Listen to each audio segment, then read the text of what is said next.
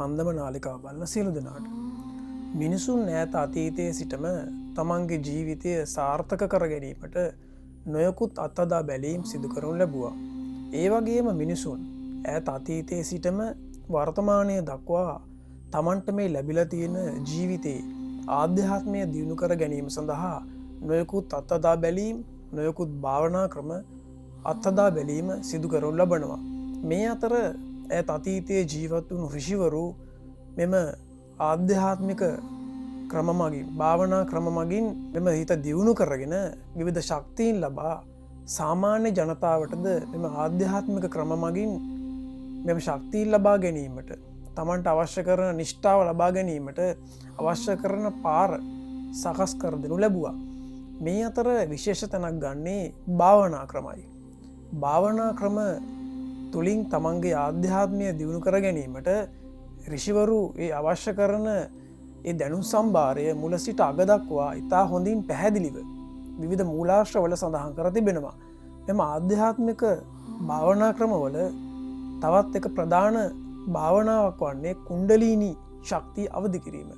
එම කුණ්ඩලීනී ශක්තිය අවදි කිරීම තුළින් මේ විශ්වයේ සැඟවෙලා තිබෙන විවිධ ශක්තියින් විවිධ කරුණු තමන්ටම අවබෝධ කර ගැනීමට තමන්ටම දැක බලා ගැනීමට පිටුවහලක් වෙනවා.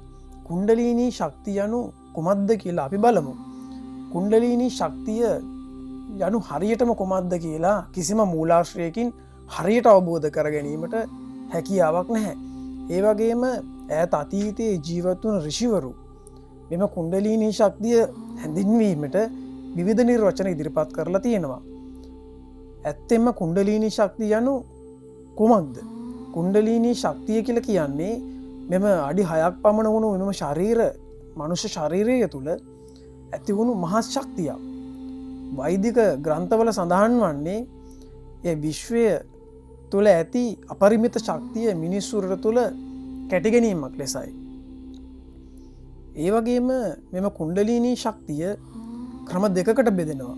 එම ශක්තිය පරමාත්මය හා ජීවාත්මය වශයෙන්.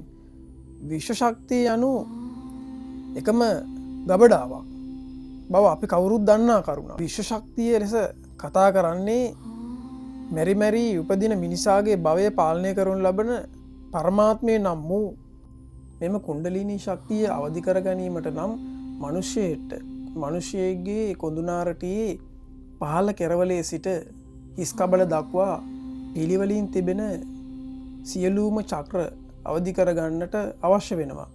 අපි බලමු මනුෂ්‍යයගේ කොඳුනාරටයේ පහළ කෙරවල සිට හිස්මුදන දක්වා පිහිටා තිබෙන එම චක්‍ර 7 මොනවද කියලා. මනුෂ්‍යයගේ කොඳුනාරටයේ පල්ලෙහාම පිහිටා තිබෙන්නේ මූලාධාර චක්‍රයයි. මෙය චක්‍රය තුළ මනුෂ්‍යයගේ ජීව ශක්තිය ගැබ් වෙලා තිබෙනවා. මෙම චක්‍රය ත්‍රිකෝණයකින් සංකේතවත් වනවා. ඒ වගේම ඒ චක්‍රය වටා පෙති 4ක මලකින්ද සංකේතවත් වනවා. මෙම චක්‍රයේ ඉඩානාඩිය, පිංගල නාඩිය හා සුෂුම්නා නාඩිය නැතහොත් ගින්දර, හිරු, හඳු හා සම්බන්ධ වෙන්න පුළුවන් අවශ්‍ය කරන එම ශක්තිය තිබෙන්නේද මේ මූලාධාර චක්‍රය තුලයි. මේ පිහිටා තිබෙන්නේ මිනිසෙක්ගේ ගුද මාර්ගයේ ආසන්නයේ. ඒ වගේම මූලාධාර චක්‍රය යම්කිසි කෙනෙක් අවදි කරගනු ලැබුවොත් ඔහුට තුන්කල් දැකීමේ හා අධිමානසික ශක්තිය ලබා ගැනීමට හැකි වෙනවා. මෙම මූලාධාර චක්‍රය සංකේතවත් වන වර්ණය රතු පහයයි. ඒ වගේම අපි බලමු ඊළඟට පිහිටා තිබෙන ස්වාදිස්ථාන චක්‍රය කුමක්ද කියලා. එම චක්‍රය මිනිසෙක්ගේ පිහිටා තිබෙන්නේ මිනිසෙක්ගේ ගැහැණු කෙනෙක්ගේ හෝ පුරුෂ කෙනෙක්ගේ ලිංගේන්ද්‍රිය ආසන්නව. ඒ වගේම පුරුෂයෙක් හා ස්ත්‍රියක් තමන් ලිංගික සංසර්ගයේ යෙදෙන විට සිහියෙන් ඒ දේ කරනු ලැබුවොත් මෙම ස්වාදිස්ථාන චක්‍රය අවදි වෙන බව කියනු ලැබෙනවා. මෙම ස්වාදිස්ථාන චක්‍රය අවදි කර ගැනීමට තවත් නොයෙකුත් භාවනා ක්‍රම, තව නොයෙකුත් යන්ත්‍ර මන්ත්‍ර තිබෙනවා. ඒ වගේම මෙම ස්වාදිස්ථාන චක්‍රය රවුම් හැඩයකින් තමයි සංකේතවත් කරන්නේ. ඒ වගේම මෙම ස්වාදිස්ථාන චක්‍රය පෙති 6ක චක්‍රයකින් සංකේතවත් කරනවා. මෙම චක්‍රය තැඹිලි පැහැයෙන් යුක්ත වර්ණයකින් තමයි පෙන්눔 කරන්නේ. ඒ වගේම මෙම චක්‍රය යම්කිසි කෙනෙක් අවදි කරගනු ලැබුවොත් ඔහු ඒ වගේම ලිංගික ශක්තිය හරහා ඇතිවෙන විවිධ ආශාවල් පාලනය කර ගැනීමට හැකියාව පවතිනවා.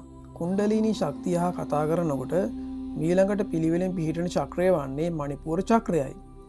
මණිපූර චක්‍රය මනුෂ්‍යයකුගේ නාභිය අසල පිහිටා තිබෙනවා. ඒ වගේම එම චක්‍රය අග්නිය පාලනය කරනුද ලබනවා. මනුෂ්‍යයකු ආහාරගත් පසු නිසි ලෙස ආහාර ජීර්ණය කර ගැනීමටද මේ මණිපූර චක්‍රය අවධි කරගත් පුද්ගලයට පුළුවන්. ඒ වගේම මෙම මණිපූර චක්‍රය ත්‍රිකෝණාකාර හැඩයකින් හා පෙති 10ක මලකින් සංකේතවත් කරනවා. මෙම චක්‍රයේ වර්ණය වන්නේ කහ පැහැය. ඒ වගේම යම්කිසි පුද්ගලයෙක් මේ මණිපූර චක්‍රය අවධි කරනු ලැබුවොත් ඔහුට විශ්වීය ඥානය හා ලෙඩ රෝග සුව කිරීමේ දිව්‍යමය ශක්තියක් ලබා ගැනීමට හැකියාව ලැබෙනවා. ඒ වගේම මෙම චක්‍ර 7 පිළිබඳව කතා කරනකොට ඊළඟට පිළිවෙලින් තිබෙන චක්‍රය වන්නේ අනාහත චක්‍රයයි. ඕනෑම පුද්ගලයෙකුගේ හදවත තුළ මෙම අනාහත චක්‍රය පිහිටනවා. ඒ වගේම මෙම අනාහත චක්‍රය අවධි කරගනු ලැබුවොත් ඕනෑම මනුෂ්‍යයට තමන්ගේ ශරීරයේ රුධිර සංසරණය ඉතා පිරිසිදුව හොඳින් කර ගැනීමට හැකියාව ලැබෙනවා. රෝග පාලනය කර ගැනීමටද හැකියාව ලැබෙනවා. ඒ වගේම ශරීරයේ තිබෙන වායෝ ගුණයද පාලනය කරන්නේ මෙම අනාහත චක්‍රයෙන්. මෙම චක්‍රය සයකොන් තරුවක් ලෙස දිස්වෙන මෙම චක්‍රය වටා පෙති 12ක මලකින් දැකගත හැකි වෙනවා. මෙම චක්‍රයේ පවතින විශේෂ හැකියාව වන්නේ මෙම චක්‍රය යම්කිසි කෙනෙක් බලගැන්වීම කරනු ලැබුවොත් ඔහුට විශ්වයේ ඇති ශබ්ද උකහා ගන්නට හැකියාව ලැබෙනවා. ඒ වගේම විශ්වයේ තිබෙන සියුම් ශබ්ද ශ්‍රවණය කිරීමටද හැකියාව ලැබෙනවා. අදෘශ්‍යමාන ආත්ම හා දැකීම හා ඔවුන් සමග අදහස් මාරු කරගන්නටද හැකියාව මෙම චක්‍රය අවධි කරගත් පුද්ගලයට හැකියාව ලැබෙනවා. ඒ වගේම අනාහත චක්‍රය අවධි කරගත්ත පුද්ගලයට පියවි ඇසට පේන්නේ නැති ඕනෑම දෙයක් දැකීමේ බැලීමේ හැකියාවද ලැබෙනවා.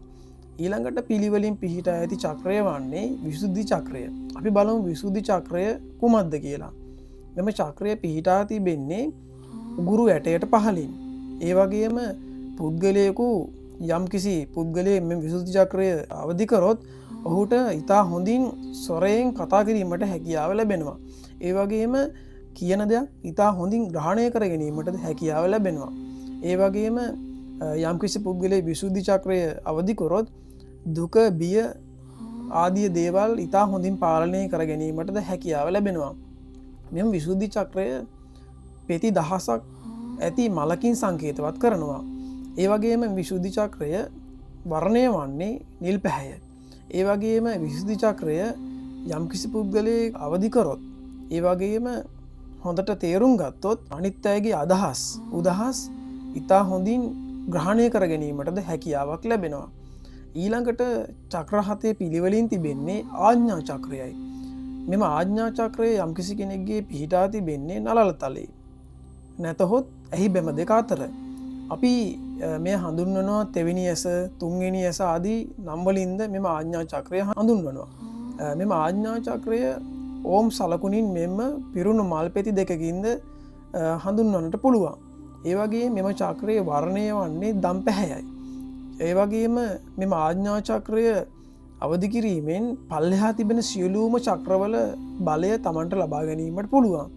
ඒ කියන්නේ කොටින්ම කියනවා නම් මෙම ආඥා චක්‍රය කියන්නේ අනිත් සියලුම චක්‍රවල රිමෝට් එක කිව්වොත් නිවැරදි. ඒ වගේම මෙම ආඥා චක්‍රය යම් කිසි කෙනෙක් අවදි කරොත් එහෙම අනිත් අයගේ සිත් දැකීමේ හැකියාව තිබෙනවා. ඒ වගේම තමන්ගේ සාමාන්‍ය ඇස් දෙකෙන් නැතුව මෙම තෙවෙනි ඇහෙන් ඇස් දෙක වහගෙන උනත් මෙම ලෝකය දැකීමට හැකියාව තිබෙනවා. ඒ වගේම අනිත් පුද්ගලයන් මැරිලා කියලා ඉපදෙන තැන් දැකීමේ ශක්තිය ලැබෙනවා. ඒ වගේම අනිත් මිනිසුන්ගේ සිතිවිලි ග්‍රහණය කර ගැනීමට ශක්තිය ලැබෙනවා.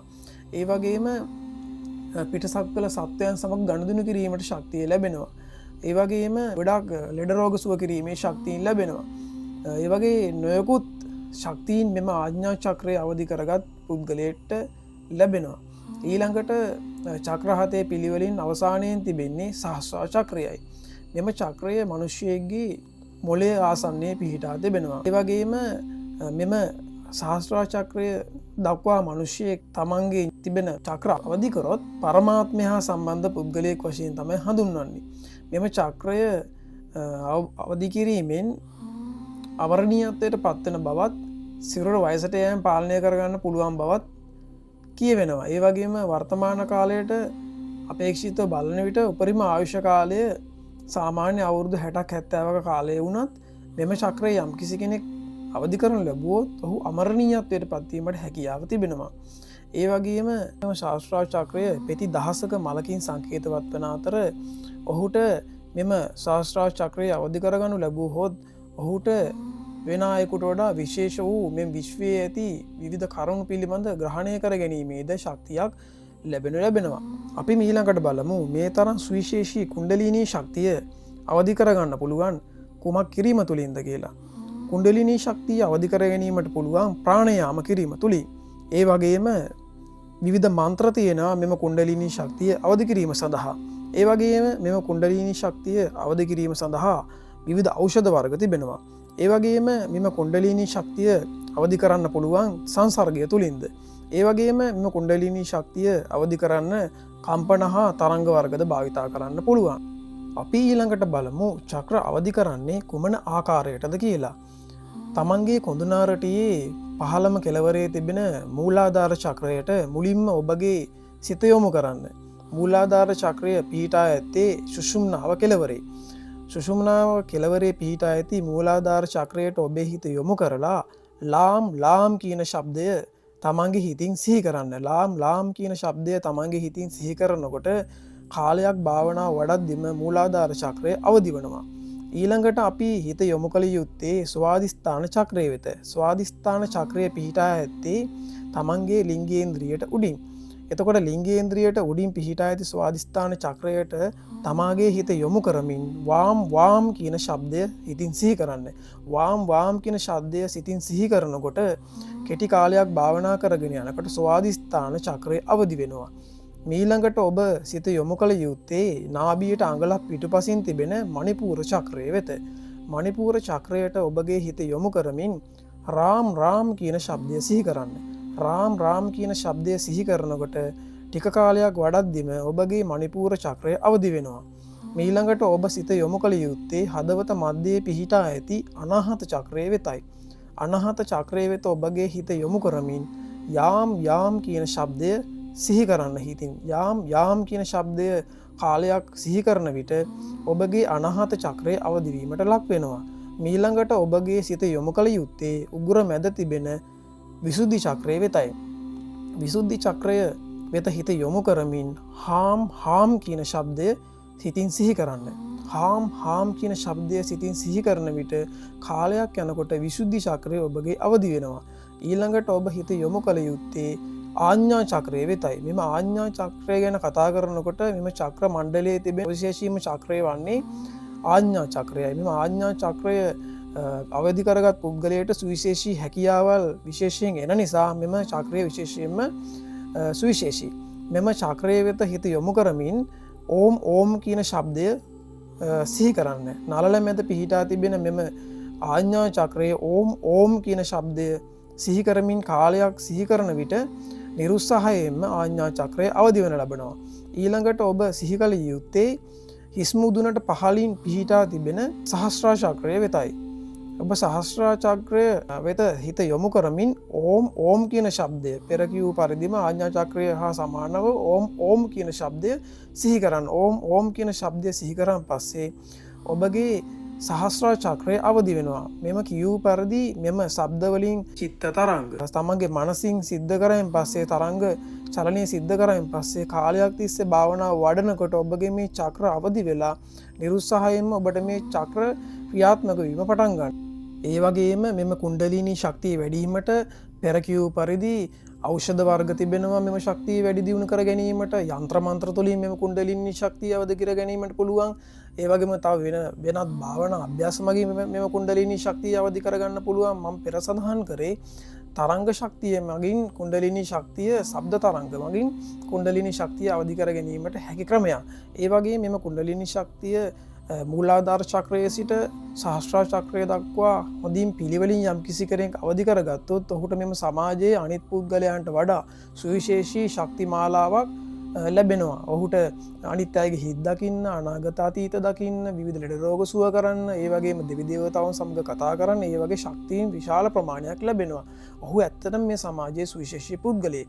ඒ වගේම මෙම භාවනා වඩනකොට සුවිශේෂීම කාරණාව ආඥා චක්‍රය වැඩිගෙන එනකොට මෙම ආඥා චක්‍රයේ වැඩි දියුණුවක් වෙනවත් එක්කම ඇස් දෙකට උඩින් දෙබැම අතර නලියන සුළු ගතියක් තමන්ට දැනෙන්න පටන් ගන්නවා. එම නලියන සුළු ගතිය වැඩි දියුණු වෙන්න පටන් ගන්නවා. ඒක සුවිශේෂී තත්ත්වයක්. ඒ වගේ මේ භාවනා වඩද්දි තවත් සුවිශේෂී තමන්ට ඇඟට දැනෙන කාරණා විශාල ප්‍රමාණයක් තිබෙනවා.